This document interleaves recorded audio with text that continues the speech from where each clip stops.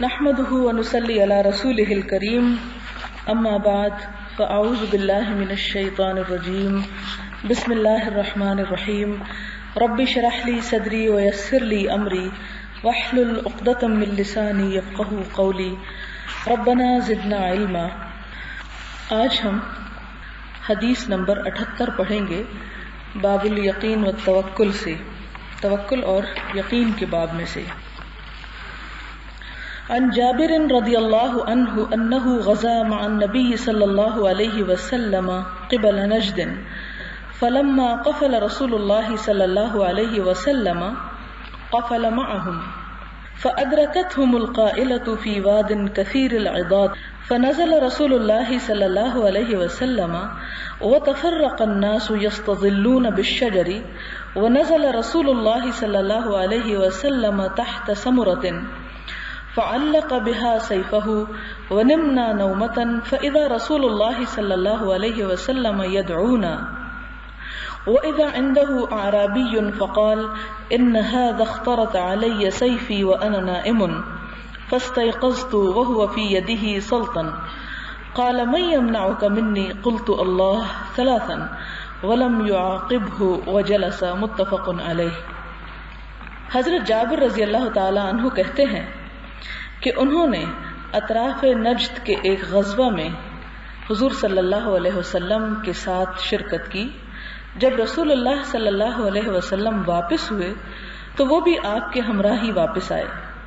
واپسی میں قیلولہ کا وقت یعنی دوپہر کو آرام کرنے کا وقت ایک ایسے مقام پر ہوا جس میں کانٹے دار درختوں کی کثرت تھی۔ حضور صلی اللہ علیہ وسلم نے یہاں پڑاؤ کیا۔ موسم گرم اور دوپہر کا وقت تھا، اس لیے صحابہ کرام بھی سائے کی تلاش میں ادھر ادھر منتشر ہو گئے۔ حضرت صلی اللہ علیہ وسلم بھی کیکر کے ایک بڑے درخت کے سائے میں قیام فرما ہوئے، اپنی تلوار درخت پر لٹکا دی۔ ہماری آنکھ لگ گئی کہ ہمیں حضور صلی اللہ علیہ وسلم کی پکار سنائی دی کہ آپ ہم کو بلا رہے ہیں، اور وہاں ایک اعرابی یعنی دیہاتی عرب بیٹھا ہوا ہے۔ ہم دوڑ کر وہاں پہنچے تو آپ صلی اللہ علیہ وسلم نے فرمایا کہ میں سو رہا تھا کہ یہ دیہاتی میری تلوار مجھ پر سونت کر کھڑا ہو گیا۔ میں بیدار ہوا تو دیکھا کہ ننگی تلوار اس کے ہاتھ میں ہے اور یہ مجھ سے کہہ رہا ہے کہ بتائیے اب آپ کو مجھ سے کون بچائے گا؟ میں نے کہا اللہ۔ یہ 3 مرتبہ فرمایا، مگر اس دیہاتی کو آپ نے کوئی سزا نہ دی اور بیٹھ گئے۔ اس حدیث سے ہمیں بہت سی باتوں کا پتہ چلتا ہے۔ پہلی بات تو ہمیں یہ معلوم ہوتی ہے کہ صحابہ کرام آپ کے لیے اپنے دل میں کتنی محبت اور کتنا احترام اور اطاعت کا کیسا جذبہ رکھتے تھے کہ آپ صلی اللہ علیہ وسلم الگ آرام فرما رہے ہیں اور صحابہ کرام کچھ دور اور درختوں کے نیچے آرام کر رہے ہیں۔ اور یہاں پر وہ ذکر کرتے ہیں کہ نمنا نومتن، ابھی تھوڑے سے ہی ہم سوئے تھے، ہماری آنکھ لگی ہی تھی، تو اس وقت نبی صلی اللہ علیہ وسلم نے ہمیں پکارا۔ اب آپ کا پکارنا ہی تھا کہ صحابہ کرام فوراً دوڑ پڑے۔ اس دوڑنے سے یہ پتہ چلتا ہے کہ انہیں اللہ کے رسول صلی اللہ علیہ وسلم کا کتنا خیال تھا اور ان کی بات کا کتنا احترام اور پاس تھا۔ دوسری بات ہمیں یہاں سے یہ پتہ چلتی ہے کہ حضور صلی اللہ علیہ وسلم بھی آرام فرما رہے تھے اور آپ کی بھی آنکھ لگ گئی کہ چپکے سے ایک دیہاتی نے آ کے آپ کی تلوار اٹھا لی جو لٹک رہی تھی درخت کے ساتھ، اور پھر آپ کے اوپر تلوار سونت کے کھڑا ہو گیا، یعنی کھینچ کے کھڑا ہو گیا کہ میں آپ کو قتل کرتا ہوں۔ اور اس سے پہلے کہ وہ تلوار کا وار کر دے، یہ پوچھتا ہے کہ میرے ہاتھ سے آپ کو کون بچائے گا؟ اب یہ حدیث باب الیقین اور توکل میں آئی کہ اس وقت بھی اللہ کے رسول صلی اللہ علیہ وسلم کی زبان سے یہی نکلتا ہے کہ میرا رب مجھے بچائے گا، اللہ۔ اور 1 مرتبہ نہیں، 3 مرتبہ، یعنی یقین اس لیے کہ 1 مرتبہ نہیں صرف آپ نے فرمایا کہ کہیں ایسے ہی اچانک عادتاً منہ سے نکل گیا، نہیں، پورے سوچ سمجھ کر کہا، اور 1 مرتبہ نہیں کہا، بار بار یہی فرمایا کہ اللہ بچانے والا ہے۔ تو گویا ایک بندہ مومن کا ایمان اور یقین اللہ پر اتنا بھروسہ ہوتا ہے کہ موت اگر آنکھوں سے بھی انسان دیکھ رہا ہو تو بھی موت سے نہیں ڈرتا۔ اور یہ کیفیت اسی وقت ہو سکتی ہے کہ جب پتہ ہو کہ موت اور زندگی صرف اللہ کے ہاتھ میں ہے۔ اور تیسری بات ہمیں یہ پتہ چلتی ہے کہ حضور صلی اللہ علیہ وسلم نے اپنی ذات کے لیے انتقام نہیں لیا، اب ہونا تو یہ چاہیے تھا کہ جب آپ نے اللہ کہا تو ایک اگلی حدیث آپ دیکھیں گے کہ اس سے ہمیں پتہ چلے گا کہ وہ تلوار اس کے ہاتھ سے گر پڑی خوف کے مارے. جب گر پڑی تو آپ صلی اللہ علیہ وسلم نے وہ تلوار اٹھا لی. اب انصاف کا تقاضا تو یہ تھا کہ وہ اٹھائی ہوئی تلوار سے آپ اس کا گلا اڑا دیتے، اس لیے کہ اس نے آپ کو قتل کا ارادہ کیا تھا، لیکن آپ صلی اللہ علیہ وسلم نے اسے معاف کر دیا. اس سے اگلی حدیث بھی اسی سلسلے کی ہے لیکن تھوڑی سی تفصیلاً ہے، اور وہ کچھ یوں ہے کہ ایک اور روایت میں حضرت جابر رضی اللہ عنہ یوں بیان کرتے ہیں کہ ہم غزوہ ذات الرقاع میں رسول اللہ صلی اللہ علیہ وسلم کے ہمراہ تھے کہ ہم ایک سایہ دار درخت کے پاس آئے. وہ درخت ہم نے رسول اللہ صلی اللہ علیہ وسلم کے آرام کے لیے چھوڑ دیا. یعنی اس میں تفصیل زیادہ ہے کچھ. پچھلی حدیث میں غزوہ کا نام نہیں لیا گیا، صرف یہ بتایا گیا کہ نجد کے علاقے کی طرف ایک غزوے میں ہم شرکت کے لیے گئے. یہاں بتایا گیا کہ اس غزوہ کا نام ذات الرقاع تھا. پھر یہ کہ اگلی بات ہمیں یہ پتہ چلتی ہے کہ نبی صلی اللہ علیہ وسلم کے ساتھ ہم ایک سایہ دار درخت کے نیچے آ بیٹھے، اور ہم نے یہ نہیں کیا کہ آپ صلی اللہ علیہ وسلم کو چھوڑ دیں کہ وہ اپنے لیے کوئی اور تلاش کر لیں اور ہم چونکہ زیادہ ہیں تو ہم یہیں بیٹھ جاتے ہیں. نہیں، وہ آپ صلی اللہ علیہ وسلم کے لیے چھوڑ کر صحابہ کرام اپنے لیے کچھ اور دیکھنے کو دوسری طرف نکل گئے. اس وقت ایک مشرک آیا، رسول اللہ صلی اللہ علیہ وسلم کی تلوار درخت پر لٹکی ہوئی تھی. پچھلی حدیث میں ہمیں یہ نہیں پتہ چلتا کہ تلوار کہاں تھی، یہاں درخت کا ذکر ہے کہ درخت کے ساتھ لٹکی ہوئی تھی. اس نے وہ رسول اللہ صلی اللہ علیہ وسلم پر تان کر کہا کہ آپ مجھ سے خوف زدہ نہیں ہیں، یعنی میں آپ کو قتل کر دوں؟ تو آپ صلی اللہ علیہ وسلم نے فرمایا ہرگز نہیں. یہاں لفظ لکھا مطلق، مطلق کا مطلب بھی ہوتا ہے بالکل نہیں، یعنی آزاد. وہ کہنے لگا اب آپ کو مجھ سے کون بچائے گا؟ حضور صلی اللہ علیہ وسلم نے فرمایا اللہ. اور ابو بکر اسماعیلی محدث نے اپنی صحیح میں جو روایت ذکر کی ہے اس کے الفاظ یہ ہیں کہ اس شخص نے کہا آپ کو اب مجھ سے کون بچائے گا؟ آپ صلی اللہ علیہ وسلم نے فرمایا اللہ. تو اس کے ہاتھ سے تلوار چھوٹ گئی، یعنی ڈر کے مارے. رسول اللہ صلی اللہ علیہ وسلم نے تلوار اٹھا کر اس سے پوچھا اب تو بتا تجھ کو میرے ہاتھ سے کون بچائے گا؟ وہ کہنے لگا آپ میرے حق میں گرفت پانے والے بن جائیے. اور آپ صلی اللہ علیہ وسلم نے فرمایا کہ اللہ کی وحدانیت اور میری رسالت کی گواہی دے دو. کہنے لگا یہ تو نہیں کہوں گا، کافر تھا. البتہ آپ سے یہ وعدہ کرتا ہوں کہ نہ تو خود آپ سے لڑوں گا اور نہ ان لوگوں کا ساتھ دوں گا جو آپ سے لڑیں گے. بس آپ نے اسے جانے دیا. وہ اپنے ساتھیوں کے پاس آیا اور کہنے لگا میں لوگوں میں سے بہترین شخص کے پاس سے ہو کر آ رہا ہوں، یعنی حضور صلی اللہ علیہ وسلم کے پاس سے جنہوں نے اپنی ذات کے لیے انتقام نہیں لیا. اگلی حدیث حضرت عمر فاروق رضی اللہ تعالی عنہ فرماتے ہیں ان عمر رضی اللہ عنہ قال سمعت رسول اللہ صلی اللہ علیہ وسلم یقول لو انکم تتوکلون علی اللہ حق توکلہ لرزقکم کما یرزق الطیر تغدو خماصا وتروح بطانا رواہ الترمذی وقال حدیث حسن.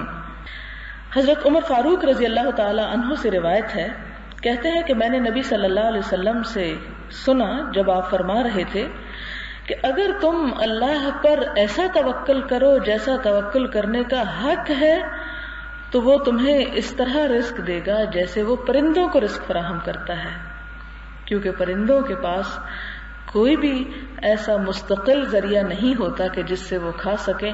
ہر روز بھوکے اٹھتے ہیں، بھوکے نکلتے ہیں. تغدو خماسن، تغدو کا مطلب ہوتا ہے صبح سویرے نکلنا، غدا یغدو سے تغدو، اور خماسن ہوتا ہے بھوکے پیٹ، خالی پیٹ، چپکے ہوئے پیٹ. وتروح بطانا، راح یروح، رواحہ کا مطلب ہوتا ہے شام کے وقت کہیں جانا، یعنی شام کو جب وہ اپنے گھونسلوں میں واپس لوٹتے ہیں تو اس وقت ان کے پیٹ بطانن یعنی بھرے ہوئے ہوتے ہیں، وہ خالی نہیں ہوتے. اور وہ کس کے بھروسے پر گھروں سے نکلتے ہیں؟ اللہ کے بھروسے پر. اور آپ یہ بھی دیکھیں کہ ہر پرندے کی خوراک مختلف ہوتی ہے. کوئی دانہ کھاتا ہے تو کوئی گوشت کھاتا ہے تو کوئی مچھلیاں کھاتا ہے تو کوئی سبزی کھاتا ہے، اور ہر ایک کا ٹیسٹ مختلف ہے، ہر ایک کی ضرورت مختلف ہے، اور اللہ تعالیٰ ان کی وہ تمام ضرورتیں پوری کرتے ہیں. تو یہاں پرندوں میں غور و فکر کر کے اس سے سبق لینے کے لیے توجہ دلائی گئی ہے کہ جس طرح وہ اپنے رب پہ بھروسہ کرتے ہیں اور کل کی فکر اور خوف اور غم میں مبتلا نہیں ہوتے، ہم میں مبتلا نہیں ہوتے کہ ایک دن جب شام کو پیٹ بھرے لوٹتے تو یہ نہیں پریشان ہوتے کہ کل کیا بنے گا اور اس کل کی فکر میں آج رات کی نیند پریشان کر دے. ایسا نہیں کرتے، جبکہ انسانوں نے بہت سے غم اپنی جان کو خود لگائے ہوئے ہیں اللہ پر بھروسہ یا توکل نہ کرنے کی وجہ سے. اگلی حدیث ہے عن ابی عمارۃ البراء بن عازب رضی اللہ عنہما قال قال رسول اللہ صلی اللہ علیہ وسلم یا فلان اذا اویت الى فراشک فقل اللہم اسلمت نفسی الیک ووجہت وجہی الیک وفوضت امری الیک والجأت ظہری الیک رغبتا ورہبتا الیک لا ملجأ ولا منجا منک الا الیک آمنت بکتابک الذی انزلت ونبیک الذی ارسلت فإنك إن مت من ليلتك مت على الفطرة وإن أصبحت أصبت خيرا. متفق علیہ. یہ متفق علیہ حدیث سے مراد یہ ہے کہ اس سے بخاری اور مسلم دونوں نے روایت کیا ہے حضور صلی اللہ علیہ وسلم سے. ابو عمارہ براء بن عازب جو ان کا نام ہے اور ان کی کنیت ہے ابو عمارہ، کہتے ہیں کہ رسول اللہ صلی اللہ علیہ وسلم نے فرمایا کہ جب تم سونے لگو تو یہ کلمات پڑھو. کہاں سے شروع ہوتی ہے؟ اللہم اسلمت نفسی الیک سے آمنت بکتابک الذی انزلت وبنبیک الذی ارسلت، یہاں تک ارسلت تک دعا بنتی ہے.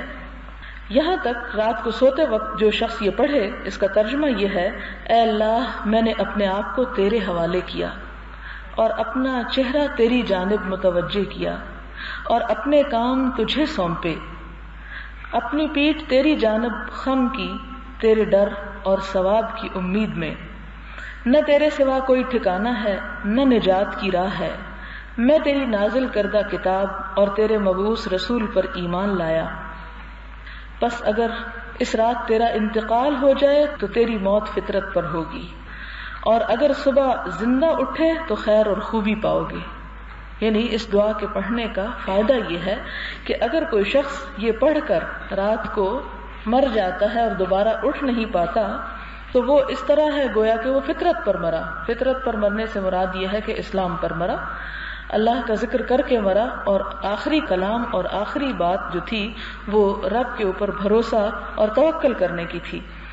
اس کو آپ یوں بھی کر سکتے ہیں کہ چھوٹا سا لکھ کے اپنے بیڈ سائڈ ٹیبل کے دراز میں ڈال دیں، یا پھر بیڈ کی سائڈ کے اوپر چھوٹی سی چپکا لیں کہ رات کو سونے سے پہلے آپ اسے دیکھ کے پڑھ لیں تو کچھ دن کے بعد آپ کو زبانی یاد ہو جائے گی. اور اگر انسان صبح زندہ اٹھے تو خیر و خوبی پائے گا، یعنی اس کے دن کی ابتدا پھر دین اسلام اور اچھے اعمال پر ہوگی جو کہ اللہ تعالیٰ کے پسندیدہ ہوں گے. بخاری اور مسلم کی ایک اور روایت میں براء بن عازب رضی اللہ عنہ یوں بیان کرتے ہیں کہ مجھ سے رسول اللہ صلی اللہ علیہ وسلم نے فرمایا کہ جب تم سونے کا ارادہ کرو تو نماز کی طرح کا وضو کرو اور دائیں کروٹ قبلہ رو ہو کر لیٹو اور یہ الفاظ کہو. پھر آپ صلی اللہ علیہ وسلم نے یہ دعا ارشاد فرمائی، نیز فرمایا یہ تمہارے آخری بول ہوں، اس کے بعد کوئی گفتگو نہ ہو. یعنی عین بالکل آخری وقت میں جب انسان سو رہا ہو تو اس وقت یہ دعا پڑھے، اس سے پہلے نہیں. یعنی جب ابھی کچھ گفتگو یا کچھ کام کرنا ہو اس کے بعد نہ کیے جائے، اس سے پہلے ہی کر لیے جائیں. اس کا فائدہ یہ ہوگا کہ انسان اگر اس حال میں دنیا سے چلا جاتا ہے تو بہرحال آخری کلام جو اس کے منہ پر ہو وہ اللہ کی وحدانیت کا اور اللہ کے سپردگی کا اپنے آپ کو، کہ اللہ میں تیرے حوالے اپنے آپ کو کرتا ہوں. اگلی حدیث حضرت ابو بکر صدیق رضی اللہ تعالی عنہ سے روایت ہے. اب یہاں پر آپ دیکھ رہے ہیں کہ ان کا تھوڑا سا نسب دیا گیا ہے. ابو بکر صدیق رضی اللہ عنہ عبداللہ بن عثمان بن عامر، اور پھر اوپر کے آبا کا نام ہے بن کعب بن سعد بن تیم بن مرہ بن کعب بن لؤی بن غالب قرشی تیمی، جو خود اور ان کے والدین صحابی ہیں. یہ ایک انداز ہے صحابہ کرام کی عزت اور احترام کا کہ محدثین نے جب احادیث روایت کی تو اگرچہ اصل حدیث کا ٹیکسٹ تو آگے آ رہا ہے لیکن چلتے چلتے حضور صلی اللہ علیہ وسلم کے ساتھی کا ایک نسب نامہ یا تعارف ہلکا سا پیش کر دیا، جس میں یہ بتایا کہ خود بھی صحابی ہیں اور والدین بھی صحابی ہیں۔ بیان فرماتے ہیں کہ جب ہم غار ثور میں مقیم تھے حضور صلی اللہ علیہ وسلم کے ساتھ، حضرت ابو بکر کا وہ سفر آپ کو یاد ہوگا جب ہجرت کر کے آپ صلی اللہ علیہ وسلم کے ساتھ مدینہ کی طرف تنہا گئے اور رستے میں غار ثور میں قیام کیا جب آپ کا پیچھا کفار نے کیا۔ کہتے ہیں کہ جب ہم غار ثور میں مقیم تھے تو میں نے مشرکین مکہ کے غار ثور کے دہانہ پر قدم دیکھے، دہانہ کہتے ہیں منہ پر، یعنی بہت قریب ان کے قدم دیکھے جو نیچے سے نظر آ رہے تھے۔ تب میں نے رسول اللہ صلی اللہ علیہ وسلم سے عرض کیا کہ حضور ان میں سے کوئی مشرک اپنے قدموں پر اگر نظر ڈال لے تو ہم ان کی نظر میں آ جائیں گے، یعنی نیچے کو اگر وہ دیکھے تو ہم انہیں دکھ جائیں گے۔ تب آپ صلی اللہ علیہ وسلم نے ارشاد فرمایا کہ اے ابو بکر، جن دو کا حامی و ناصر اللہ تعالیٰ ہے ان کے متعلق تمہارا کیا خیال ہے؟ یعنی کیا انہیں دشمن دیکھ پائیں گے؟ یہ ہے اللہ تعالیٰ پر توکل کہ حضور صلی اللہ علیہ وسلم اللہ کے حکم سے ایک سفر پر نکلے تھے، اور عین اس وقت جب کہ وہ بالکل دشمن کی زد میں تھے اس وقت بھی نہ وہ خوف کرتے ہیں، نہ گھبراتے ہیں، نہ پریشان ہوتے ہیں، نہ ان کے پسینے چھوٹتے ہیں، نہ ان کے ہاتھ پاؤں کانپتے ہیں، نہ بے ہوش ہو کے گرتے ہیں، بلکہ پورے بھروسے اور اعتماد کے ساتھ کہتے ہیں کہ جن دو کا خدا حامی و ناصر ہے ان کو بھلا کوئی کیا نقصان پہنچائے گا۔ تو ہماری بھی عملی زندگی میں اسی طرح خدا کے اوپر مکمل بھروسہ ہونا چاہیے کہ اللہ اگر کوئی آزمائش تیری طرف سے ہے تو خیر بھی تیرے ہی ہاتھ میں ہے، اور تو اپنے فیصلوں کو خود نافذ کر سکتا ہے اور اس تکلیف کے اوپر خیر کو نافذ کر دے۔ اور جیسے کہ آپ جانتے ہیں کہ حضور صلی اللہ علیہ وسلم نے یہ بھی فرمایا کہ اللہ تعالیٰ اپنے بندے کے ساتھ اس کے گمان کے مطابق معاملہ کرتے ہیں، لہٰذا ایک جگہ پر آتا ہے کہ بندہ مومن کو اپنے رب کے ساتھ، اپنے رسول کے ساتھ صلی اللہ علیہ وسلم اور مومنین کے ساتھ اچھا گمان رکھنا چاہیے، اور اسی کا یہ ایک حصہ ہے کہ جب انسان اللہ تعالیٰ پر اچھا گمان رکھتا ہے تو پھر وہ خوف زدہ نہیں ہوتا، پھر وہ پریشان نہیں ہوتا، پھر وہ ہر طاقت سے بڑی طاقت اپنے رب کو سمجھتا ہے، پھر وہ سارے سہاروں کو چھوڑ کر اپنے رب کا سہارا لیتا ہے جو کہ انسان کو کبھی بھی نہیں چھوڑتا۔ پھر اس کے بعد اگلی حدیث ہے ام المومنین حضرت ام سلمہ سے، واسمها ہند بنت ابی امیہ حذیفہ المخزومیہ رضی اللہ عنہ ان النبی صلی اللہ علیہ وسلم كان اذا خرج من بیتہ قال بسم اللہ توکلت علی اللہ اللہم انی اعوذ بک ان اضل او اضل او ازل او ازل او اظلم او اظلم او اجہل او یجہل علی۔ حدیث صحیح رواہ ابو داود والترمذی وغیرهما باسانید صحیحۃ قال الترمذی حدیث حسن صحیح وهذا لفظ ابی داود۔ حضرت ام المومنین ام سلمہ سے روایت ہے، ان کا اپنا نام ہند تھا، عربوں کے ہاں ایک مشہور نام ہے، اور ان کی کنیت ام سلمہ تھی۔ ان کی کنیت ان کے نام پر غالب آ گئی، نام عام لوگوں کو معلوم نہیں ہے، لیکن انہیں ان کے شوہر جو پہلے تھے نبی صلی اللہ علیہ وسلم سے، انہیں ابو سلمہ کہا جاتا اور انہیں ام سلمہ کہا جاتا۔ اور ابو امیہ حذیفہ کی بیٹی تھی، مخزومی قبیلے سے تعلق رکھتی تھی۔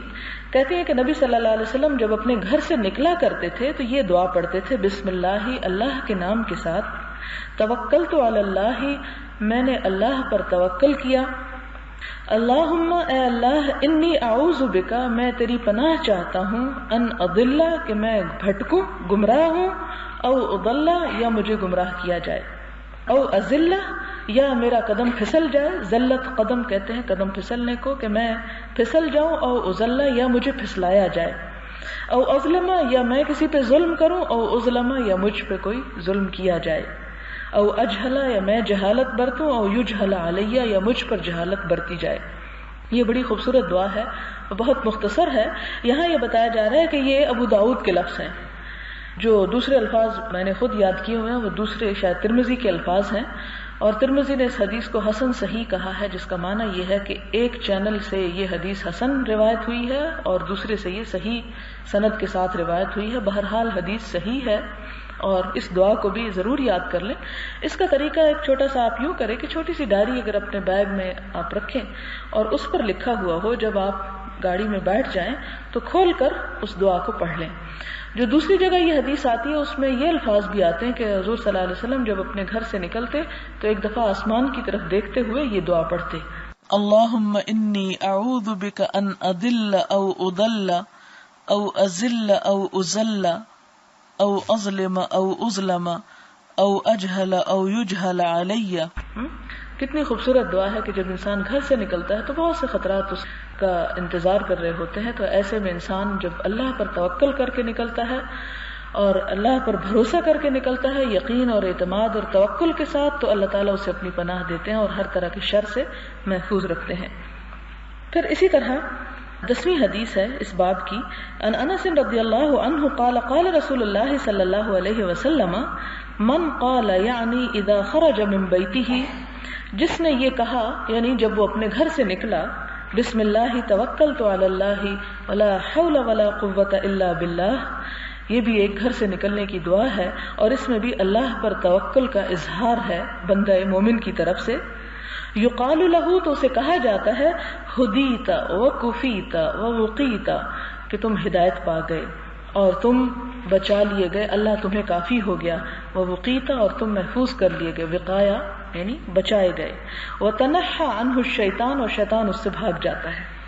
یعنی گھر سے نکلتے ہوئے اگر کوئی شخص یہ دعا پڑھتا ہے تو اس کے لیے کیا خوشخبری ہے، یا اسے جواب میں فرشتہ کیا بتاتا ہے. یعنی بندہ مومن جب یہ دعا پڑھتا ہے تو اللہ تعالیٰ فرشتے کے ذریعے اس بندے کو جواب دلواتے ہیں. اور وہ جواب کیا ہوتا ہے؟ یعنی شیطان سے وہ فرشتہ کہتا ہے کہ تم ایسے شخص پر کیسے قابو پا سکتے ہو جو ہدایت پا گیا ہے، جو باوسیلہ ہے اور جو محفوظ ہو گیا ہے. کفی تک معنی انہوں نے باوسیلہ کیا ہے. شیطان پھر اس سے دور بھاگ جاتا ہے.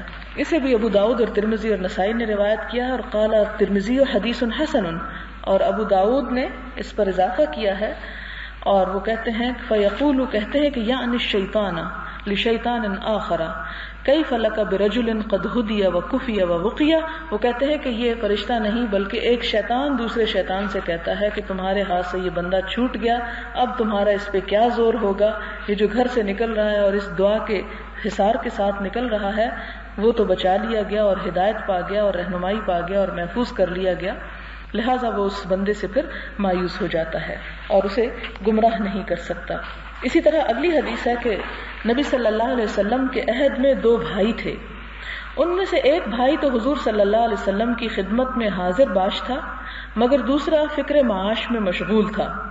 کمائی میں مشغول بھائی نے نبی صلی اللہ علیہ وسلم کی خدمت میں دوسرے بھائی کی شکایت کرتے ہوئے عرض کی کہ یہ کچھ کرتا دھرتا نہیں.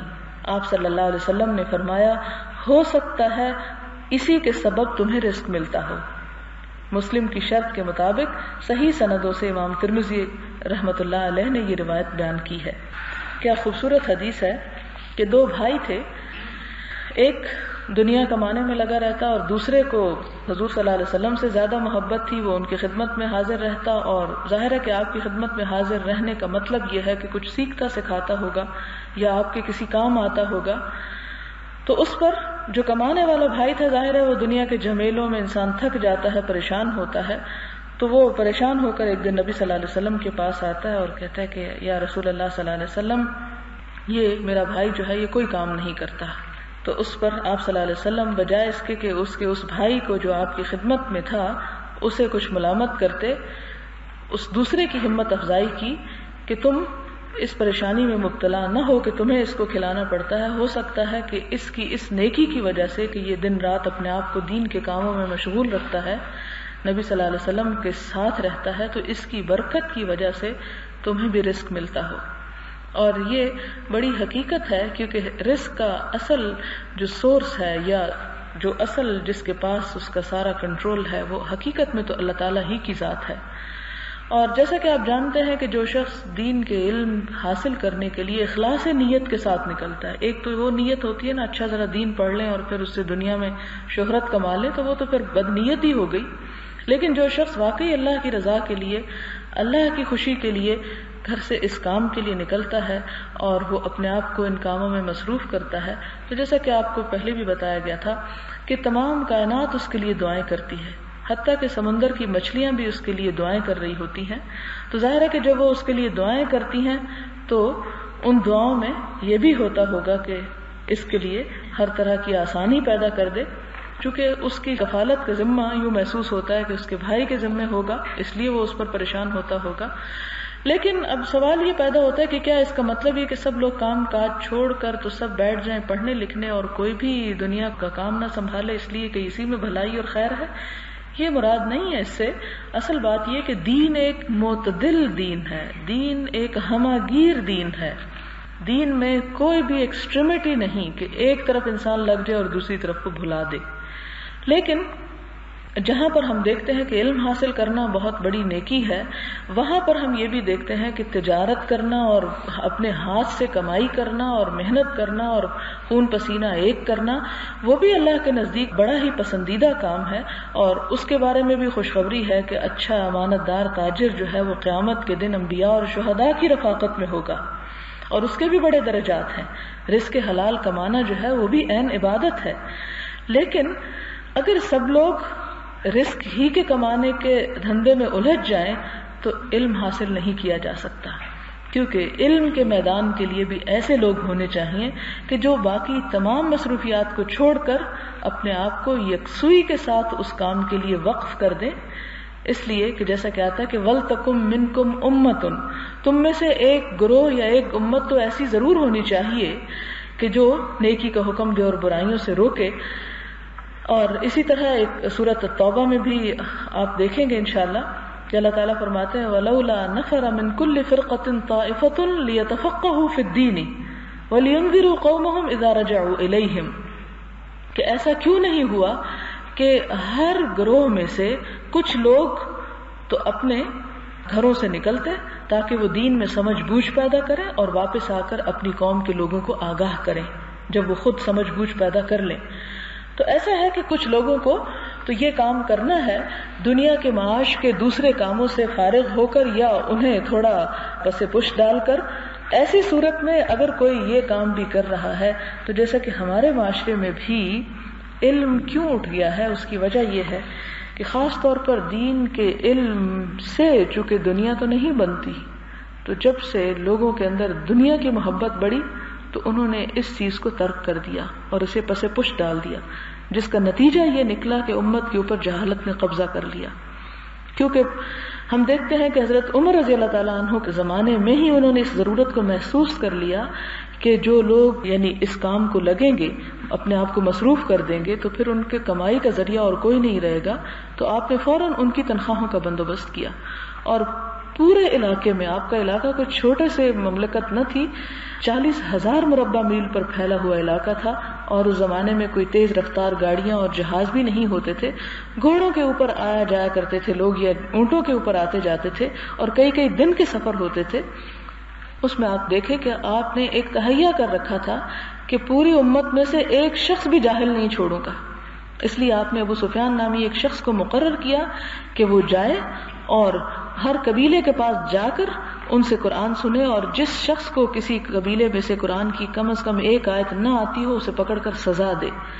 اور اسی طرح گھروں میں بندوبست کیا گیا، مختلف علاقوں میں کیا گیا، تاکہ علم کا دور دورہ ہو اور امت مسلمہ صرف نام کی مسلمان نہ ہو. اب آپ دیکھیں کہ حضرت عمر نے اس ضرورت کو محسوس کیا اور ان لوگوں کو دنیا سے بے نیاز کر کے اس کام میں آزاد کر دیا کہ آپ جتنا چاہیں اس طرف وقت لگائیں. رفتہ رفتہ ہمارے ہاں بر صغیر میں بھی اس کا رواج موجود تھا. یعنی جب یہ فال ہوا ہے مغلیہ سلطنت کا، اس سے پہلے آپ اگر تاریخ پڑھیں تو آپ کو پتہ چلے گا کہ کم از کم صرف دہلی کے اندر 2000 مکتب سکول تھے. مکتب سکول کا مطلب جہاں ناظرہ قرآن اور ابتدائی تعلیم دی جاتی تھی، اور بے شمار بڑے مدارس اور جامعات تھے جو یونیورسٹی لیول کے ادارے تھے تعلیم کے. لیکن جب انگریز آئے تو سب سے پہلے انہوں نے جو کٹ ڈاؤن کیا وہ ان معلمین کی تنخواہوں پر تھا کہ انہیں پہلے تو گورنمنٹ کے خزانے سے ان سب کو تنخواہیں ملتی تھی، انہوں نے آ کے وہ تنخواہیں بند کر دیں. جب تنخواہیں بند کیں تو مدارس بند ہو گئے. ظاہر ہے کہ ایک شخص جو پڑھانے والا ہے اگر اس کو کمانے کا وقت نہیں ملتا تو وہ کہاں سے کھائے گا، اور اگر وہ کمانے کو نکلتا ہے تو پڑھائے گا کہاں سے. تو ہر شخص نے یہ سوچا کہ پھر ہمارا تو فرض نہیں ہے کہ اگر ہمارا خیال کوئی نہیں رکھتا تو ہم کدھر لوگوں کی سردردی مول لیے پھریں. تو اس کا نتیجہ یہ نکلا کہ وہ سب کچھ بند ہونا شروع ہو گیا، اور جہالت جو اس دور میں شروع ہوئی اس کے نتائج آج ہم دیکھ رہے ہیں کہ امت مسلمہ اور خاص طور پر پاکستان کے حالات جس طرح آپ دیکھ رہے ہیں کہ گاؤں میں اور دیہاتوں اور شہروں میں بھی ایون، اور پڑھے لکھے طبقے میں اب آپ دیکھیں کہ میٹرک کر جاتے ہیں بچے لیکن قرآن صحیح پڑھنا نہیں جانتے. اس کی وجہ یہ ہے کہ ہمارے ہاں کوئی معقول انتظام رہا ہی نہیں. اور کیسے ہو معقول انتظام؟ اس لیے کہ کوئی بھی شخص فارغ نہیں ہے اس کام کرنے کو. اور اس دور میں بھی آپ دیکھیں کہ وہ زوال تو آنا شروع ہوا لیکن آہستہ آہستہ آہستہ بہت گہرائیوں میں جا گرے کہ جب وہ مدارس بند ہوئے تو گھریلو خواتین نے اس کام کو اپنے ذمے لے لیا اور عورتیں پڑھانا شروع ہو گئیں. اور وہی رواج آج تک چلا آ رہا ہے کہ چھوٹے علاقوں میں آپ دیکھیں کہ عورتیں گھروں میں بچوں کو ناظرہ قرآن سکھاتی ہیں. لیکن جو ہماری توجہات دوسری طرف بڑھتی چلی گئیں اور گھریلو انڈسٹریز لگانے کی طرف شوق بڑھے تو خواتین نے اس کام کو بھی گاؤں اور دیہاتوں اور شہروں سے خیر بات کہہ دیا، جس کا نتیجہ یہ نکلا کہ امت مسلمہ اپنی کتاب سے بھی عاری ہوتی چلی گئی.